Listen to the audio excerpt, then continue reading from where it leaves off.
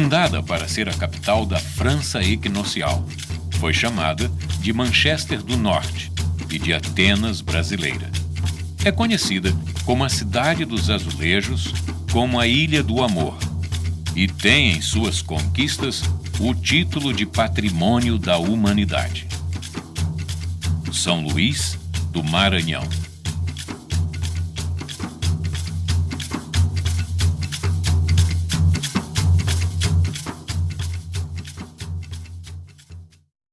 Disputada por franceses, holandeses e portugueses, São Luís nasceu como uma cidade fortificada, um porto seguro e abrigado para as rotas de consolidação e da posse colonial das regiões recém-descobertas no litoral norte brasileiro. O seu nome foi tomado de um rei, Luís XIII, um santo.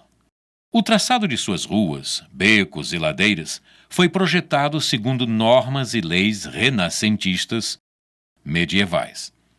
A sua arquitetura foi inspirada ao gosto e à beleza do conjunto e detalhes históricos coloniais. A história em São Luís tem início um pouco antes do descobrimento do Brasil. Em meados do século XV, piratas nórdicos, genoveses, franceses, holandeses e portugueses já frequentavam as costas da ilha, fazendo escambo regular com os índios da região. Vinham em busca das drogas do sertão, raízes, folhas, cascas e especiarias extraídas da mata, utilizadas como remédios e que ajudavam a conservar e temperar os alimentos. Eram produtos de alto apreço e de grande procura na Europa, comercializados ainda hoje. A fundação oficial da cidade se deu em 8 de setembro de 1612, quando o francês Daniel de Latouche, senhor de La Ravardière, por aqui aportou. O sítio escolhido coincide com o centro administrativo da cidade, onde se situam hoje as sedes dos governos estadual e municipal, o Palácio Episcopal e o Tribunal de Justiça.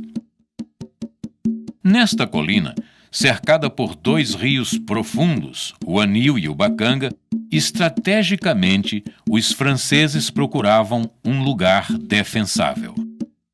Para esses primeiros colonizadores, a ilha se mostrava ideal para a fundação de uma ambicionada colônia, de uma segura rota marítima para a Europa. Uma França equinocial seria iniciada em uma ilha paradisíaca, com extensas faixas de praias e dunas, farta vegetação e recortada por inúmeros rios e igarapés, o que garantia abundância de água e provisão de alimentos. O sonho francês teve fim 3 anos após a ocupação, quando os portugueses avançaram sobre o forte e conquistaram a ilha. Em 1641, São Luís foi invadida pelos holandeses, que por aqui ficaram durante mais 3 anos.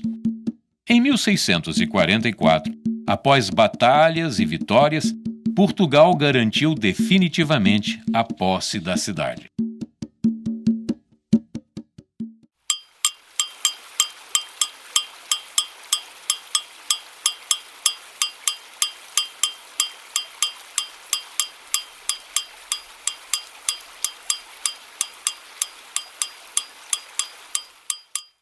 Estima-se que, no fim do século XVII, tenha surgido o primeiro plano urbanístico de São Luís, elaborado ao molde das ordens filipinas, adotado na América Espanhola. Iniciada como uma fortaleza, a nova cidade ultrapassou a muralha e se espraiou pelo território. A predominância da ocupação militar inicial foi sendo diluída pela incorporação de outros usos civis e religiosos. Projetada pelo engenheiro militar português Francisco Frias de Mesquita, São Luís foi idealizada em traços regulares, o que ainda hoje se faz presente na forma da cidade. A São Luís da época mostra a grande influência renascentista em sua malha reticulada, ruas retas, quarteirões quadrados e lotes uniformes, sempre mantendo uma relação muito estreita com o mar. O planejamento de São Luís não dispensou sua preocupação com novas invasões. A atual Ponta da Areia se configurou em uma estratégica localização para a defesa e proteção da cidade. Desde o século XVII, quando foi construído o Forte de Santo Antônio da Barra e o Fortim de São Marcos, no fim do século XVIII. Coladas umas às outras e alinhadas às ruas, as suas edificações formam verdadeiras muralhas internas ao inimigo. Estreitos becos de acesso ao mar, facilmente defensáveis, constituem armadilhas letais aos invasores. Frente às ameaças de além-mar, São Luís se tornou uma cidade compacta. O período de maior urbanização da cidade se deu no fim do século XVIII, estimulado pelas exportações de algodão e açúcar e sob influência do estilo pombalino do Marquês de Pombal, inspirada na reconstrução de Lisboa, destruída por um terremoto em 1755. A dependência econômica e política a Lisboa submetia São Luís ao modelo português. Surgiu, nesse período, o bairro da Praia Grande, na primeira região portuária da cidade, o que estabeleceu o início do desenvolvimento comercial da região, com a construção de aterros, pavimentação de ruas e do cais da Sagração. A Praia Grande era o coração comercial da cidade e da província, com armazéns, lojas e residências dos grandes comerciantes portugueses que exportavam algodão e importavam tudo o que a Europa produzia. Deixa eu subir pra ti, Isaac!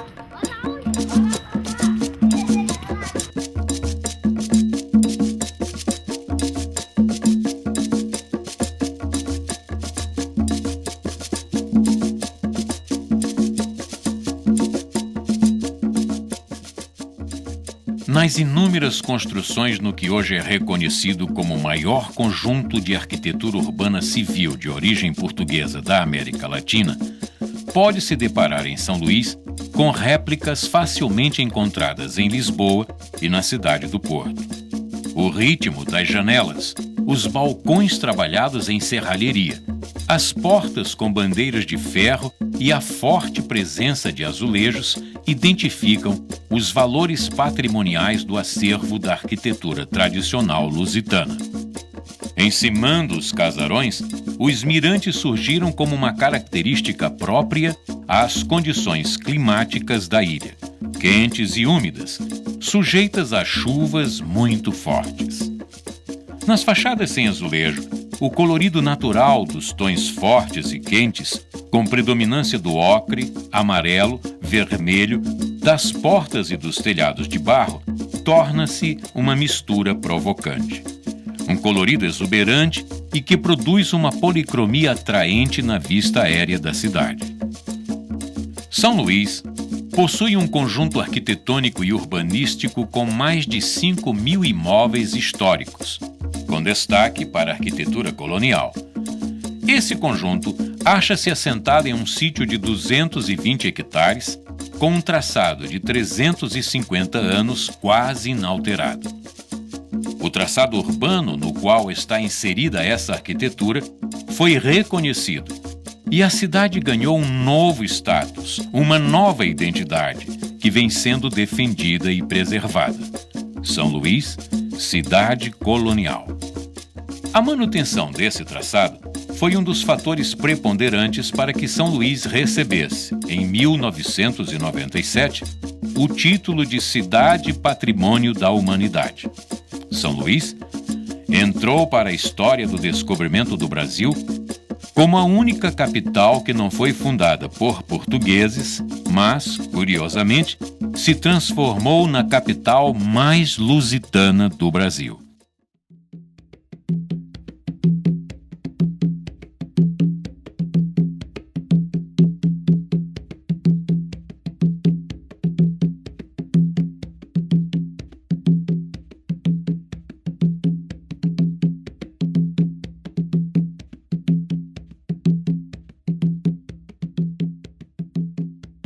Somada a esse conjunto, a industrialização têxtil, adotada no fim do século XIX, trouxe novas repercussões ao contexto urbano da cidade, ampliando a área de ruas pavimentadas e proporcionando o embelezamento de praças e construções ao gosto clássico. Na virada do século, a representação da cidade colonial passou a conviver com as de Manchester do Norte, refletindo os investimentos da elite econômica em face da inviabilidade agroexportadora das sucessivas leis abolicionistas. A São Luís republicana tentou se fazer industrial, investindo em fábricas e infraestrutura urbana. O Parque Fabril instalado na cidade, que havia feito do Maranhão o segundo estado mais industrializado do país, não teria resistido ao endividamento.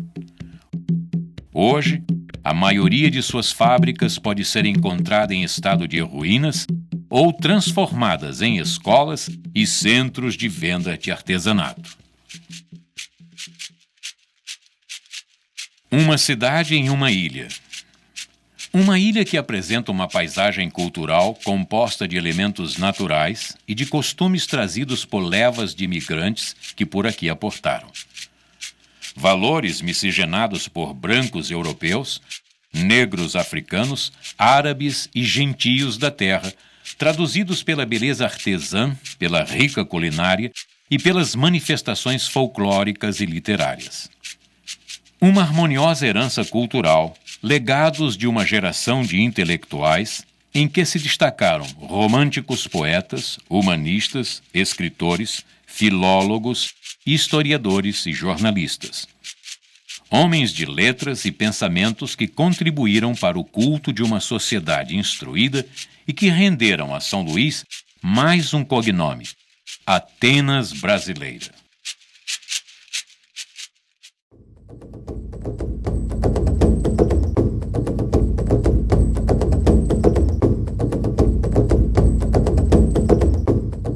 Neste ponto, outrora isolado da costa nordeste brasileira, a 2 graus da linha do Equador, um povo extraordinário se desenvolveu e se tornou único. Crenças religiosas encontraram sua expressão na música, na dança, na arte e nos rituais criados para agradar a deuses e aplacar os demônios do reino espiritual.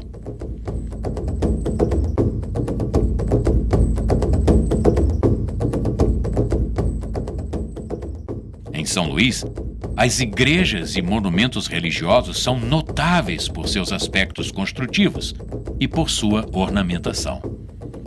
Suas edificações datam e guardam passagens históricas do início da colonização. A Igreja do Desterro, o primeiro templo construído na província, ficou marcada pela invasão dos holandeses, que a profanaram, saquearam e demoliram. Construída pelos jesuítas, a Igreja de Nossa Senhora da Vitória foi erigida em homenagem à vitória dos portugueses contra os franceses na Batalha de Guaxenduba. A Igreja de Nossa Senhora do Carmo serviu de abrigo aos portugueses durante a campanha contra os holandeses. Na Igreja de São João Batista, repousam os restos mortais de Joaquim Silvério dos Reis, o delator da Inconfidência Mineira. No púlpito da Igreja de Santo Antônio, o padre Antônio Vieira pregava os seus sermões. Aqui, no convento dos padres franciscanos, foram realizadas as reuniões da Revolta de Bequimão, o primeiro movimento de emancipação do Brasil. O convento também ficou conhecido pelo processo movido pelos padres contra as formigas que saqueavam a despensa e ameaçavam a segurança da edificação. Não menos notável é o Convento das Mercês, antigo mosteiro da Ordem dos Mercedários, inaugurado pelo próprio padre Antônio Vieira quando do seu exílio no Maranhão. Porém, a despeito dos cuidados dos jesuítas, capuchinhos, carmelitas, franciscanos e mercedários, a fé do negro escravo se difundiu por toda a ilha.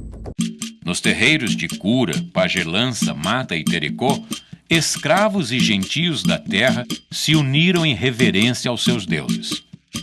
Caboclos e encantados originados das matas somaram-se a entidades reais portuguesas, francesas, turcas e de famílias da longínqua África-mãe.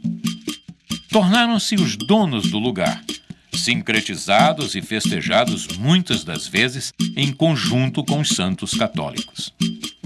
São Luís é o único lugar em todo o Brasil onde se podem encontrar as casas das minas que reúnem a tradição dos voduns da família real do Benin, originados do vale africano do Daomé.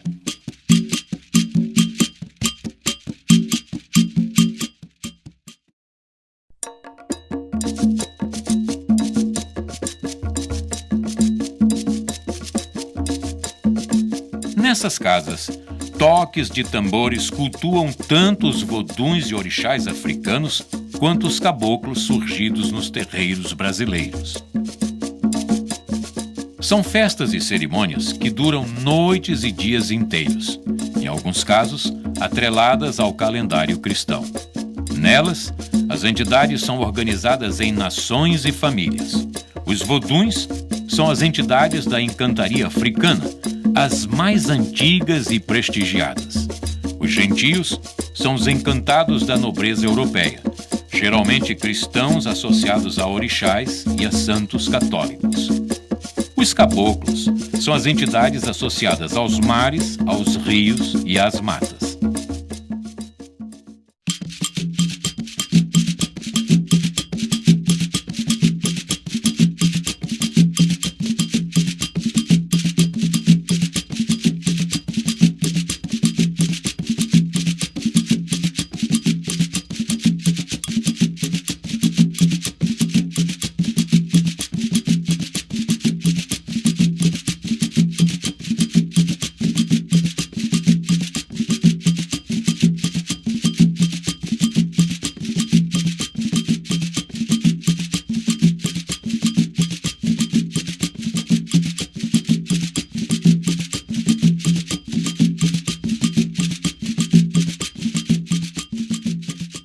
Nos rituais da mina, não são raros os participantes que entram em transe com índios, surrupiras, botos, fulupas ou com outros encantados.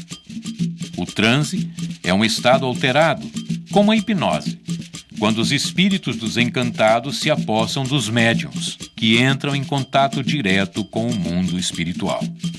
É genuíno, é quase sempre alcançado. Enraizados em cultos de magia antiga e estimulada por rituais de religiões místicas, ao anoitecer, não poderiam faltar a São Luís as lendas e histórias de assombrações. Uma delas profetiza o fim da ilha onde está assentada a cidade. Segundo a lenda, uma grande serpente habita um dos vários túneis que cortam seu subsolo. Misteriosos, a origem desses túneis ainda desperta controvérsias entre estudiosos e a população. Para uns, não passam de tradicionais sistemas de escoamento de águas pluviais. Para outros, seriam rotas de fuga para padres ou vias de conexão entre as suas igrejas. O certo ou duvidoso é o que o imaginário popular os considera como a morada de uma grande serpente que um dia irá afundar a ilha. Alguns contam que a tal serpente se estende em sono profundo pelas entranhas da cidade. A sua cabeça estaria sob os pés de Nossa Senhora da Vitória, no altar da Igreja da Sé, o rabo nos confins do túnel do Ribeirão. No dia em que a cabeça e o rabo se encontrarem, será o fim da ilha, que afundará no mar. Outra lenda tem origem no culto sebastianista, que ainda sobrevive no Maranhão. Sebastião, rei de Portugal, teria sumido em uma batalha travada em Marrocos contra os mouros, sem deixar herdeiros. Sempre esperado pelos súditos, o rei teria aparecido nas praias dos Lençóis maranhenses, encantado sob a forma de um touro divinizado como Vodun Chapanã. Chapanã, o rei, teria tido um breve romance com Iemanjá, a rainha do mar. Dessa união, nasceu a princesa Ina. Como pai zeloso, o rei teria dado à sua filha um castelo. Um castelo na praia do Boqueirão, antiga região de quilombos, onde hoje está sendo construída a zona portuária do Maranhão. Por conta do sacrilégio, vários acidentes e dificuldades encontrados durante a construção e operações no porto são creditados à insatisfação das entidades do lugar. Porém, a mais terrível e assombrosa história ocorre entre as ruas e os becos históricos de São Luís, em noites solitárias e não menos tenebrosas. Falam de uma velha senhora, Dona Ana Jansen, que percorre essas ruas em uma carruagem antiga puxada por mulas sem cabeça ou por cavalos que soltam fogo pelas ventas. Essa senhora teria sido uma dama rica e poderosa, dona de inúmeros escravos.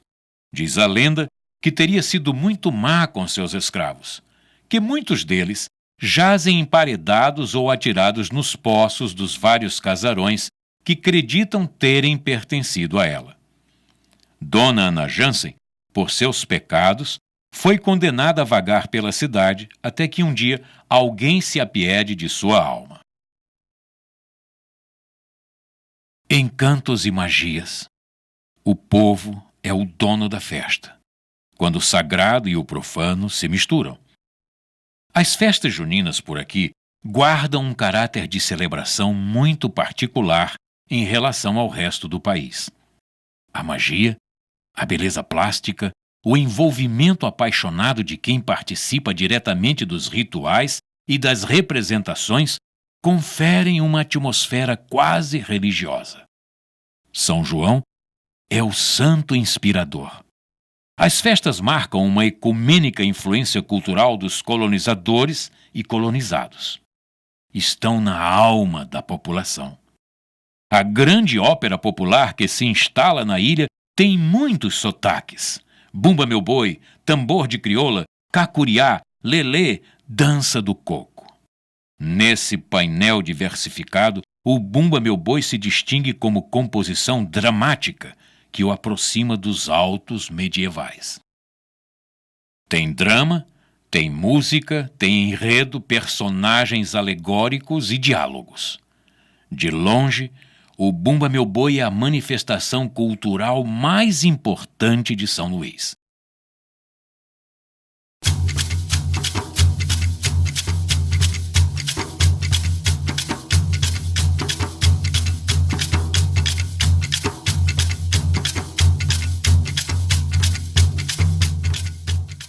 Durante as apresentações, o Bumba Meu Boi conta em um animado e hilariante teatro de rua a história quase trágica de pai Francisco e sua mulher Catirina, empregados de uma grande fazenda. Catirina, grávida e desejando comer língua de boi, induz o marido a matar Mimoso, o novilho mais querido do patrão. Sabendo do furto, o senhor ordena que vaqueiros e índios descubram toda a verdade, e assim o autor do crime é capturado.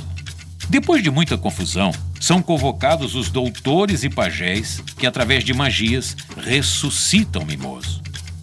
Francisco é então perdoado e os brincantes entoam cânticos de louvor com danças em volta do animal.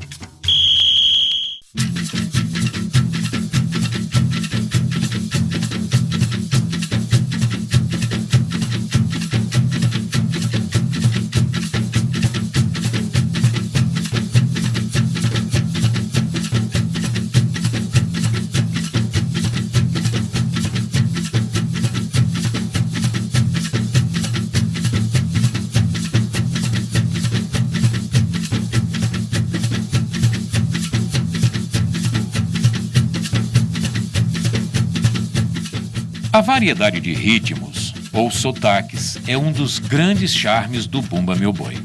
No sotaque de São Luís, a base instrumental são as matracas, pedaços de madeira, e tambores de grande diâmetro, os pandeirões. Confeccionados em madeira e couro, os pandeirões são afinados a fogo, o que torna indispensáveis as tradicionais fogueiras que animam as festas. O envolvimento dos brincantes é quase religioso. Entidades espirituais e devotos do tambor de mina gostam do Bumba Meu Boi.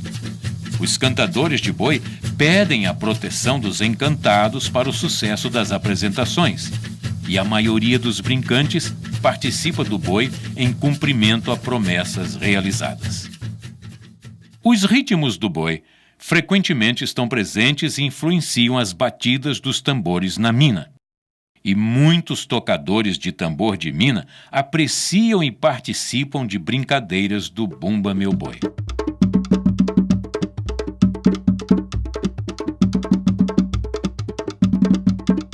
Ambos se misturam para a criação de um novo folguedo, o tambor de crioula.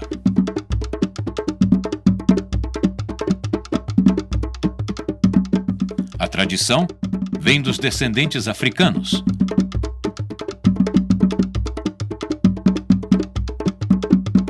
O tambor de crioula é mais uma manifestação tipicamente maranhense. Divertido e contagiante, pode ser visto em qualquer época do ano em São Luís.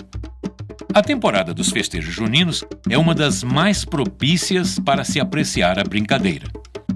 O batuque é executado por homens, enquanto as mulheres dançam em círculo, fazendo girar suas saias rodadas. É uma dança sensual e excitante. É uma dança de sedução. O ritmo é marcado por 3 tambores e por cânticos improvisados ou conhecidos. Cada tambor tem uma função bem definida. O pequeno ou crivador faz o repicado. O médio, meião ou socador marca o ritmo. O grande ou roncador faz a marcação para a umbigada, o ponto alto da dança. É quando a dançarina deixa o centro da roda e choca a barriga com quem a substitui. A punga é uma forma de convite para que a outra dançarina assuma a evolução no centro da roda. A umbigada representa uma passagem de energia do ventre com desejos de boa fertilidade e saúde aos rebentos umas das outras. No início, o tambor era utilizado para comunicação, para o treinamento de capoeira e, com o tempo, foi adotado para festa e brincadeira. Difundido pelas senzalas maranhenses, contam que se originou com um certo Benedito, um escravo e cozinheiro que costumava roubar comida para alimentar e ajudar os negros que haviam sido castigados no tronco. Por seus feitos corajosos, driblando feitores e senhores, depois de sua morte, foi transformado em santo e em padroeiro do tambor de crioula. Por isso, em algumas vezes o tambor de crioula é usado como pagamento de promessas a São Benedito, que representa o vodum daomeano Toi Averequete. Assim, homenageia um negro que alimentava e ajudava aqueles que precisavam.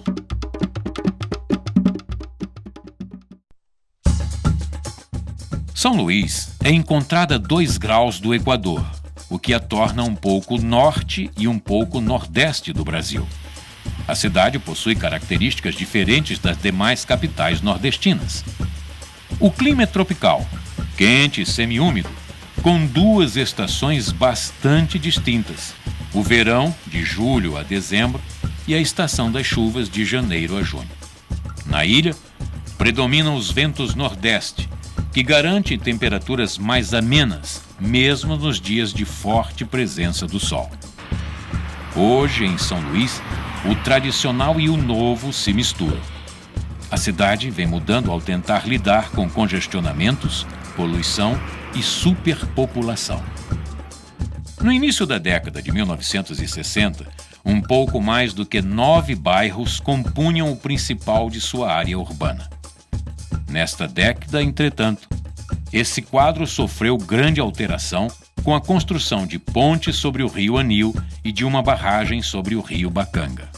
Em 1970, São Luís foi integrada a um programa nacional para favorecer novos polos de desenvolvimento e criar novos empregos. A cidade estava sendo preparada para as transformações sociais e econômicas que visavam atrair investimentos para a região. No fim de 1980, 2 grandes projetos já se encontravam implantados na ilha: uma fábrica de produção de alumínio e um terminal exportador de minérios. São Luís experimentou uma nova corrente migratória, agora vinda tanto do interior do estado como de outras cidades brasileiras. A cidade se expandiu. Novos bairros surgiram.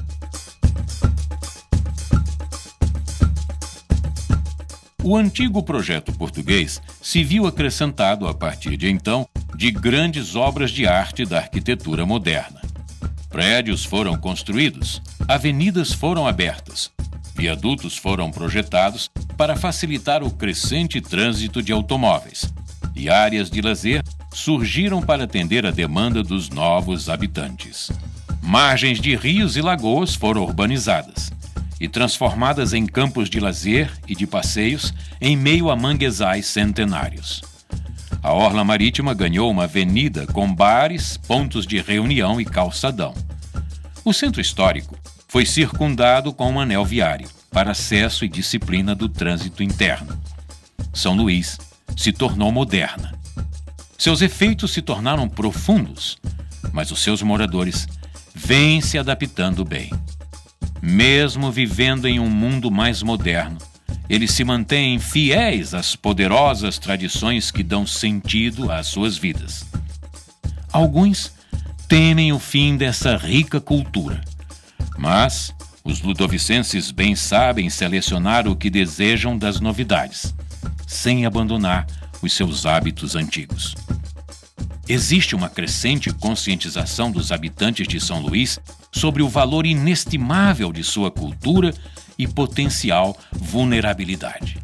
Enquanto estiverem unidos pelos laços da comunidade, dos rituais religiosos e da lealdade ancestral, São Luís permanecerá uma ilha de beleza, crenças e história. E eu canto é porque posso. Ô, vivo! Oh, meu Deus, porque meu talento dá. Ô, vivo! Aê, tenho força na garganta, mano. Ô, vivo! Oh, meu Deus, que só não vi nada mal. Aê, vivo! Aê, viva São Benedito! Ô, viva São Benedito! Ô, vivo! Oh, meu Deus, eu sou um aroeiro. Vivo!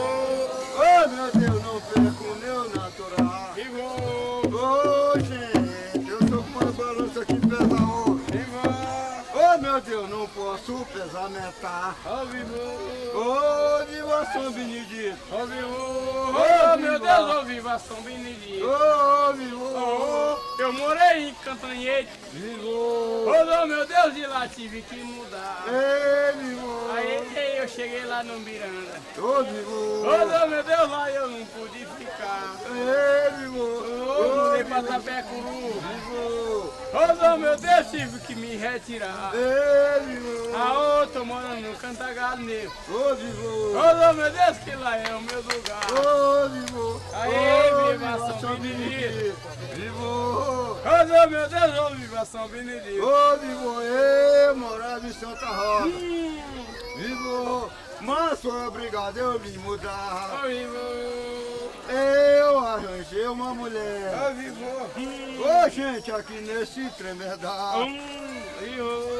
Eu moro em Oitê. Ô, gente, não nego o meu natural. Ô, viva São Benedito. Ô, viva São Benedito. Ô, Deus, eu canto é porque posso. Ô, meu Deus, porque meu talento dá. Ô, vivo.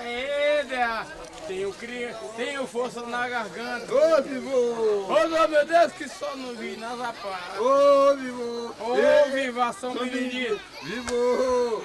Eu não tenho força na garganta. Ô, vivo. Ô, gente, mas tem força no gargular. Ô, vivo. Ô, eu...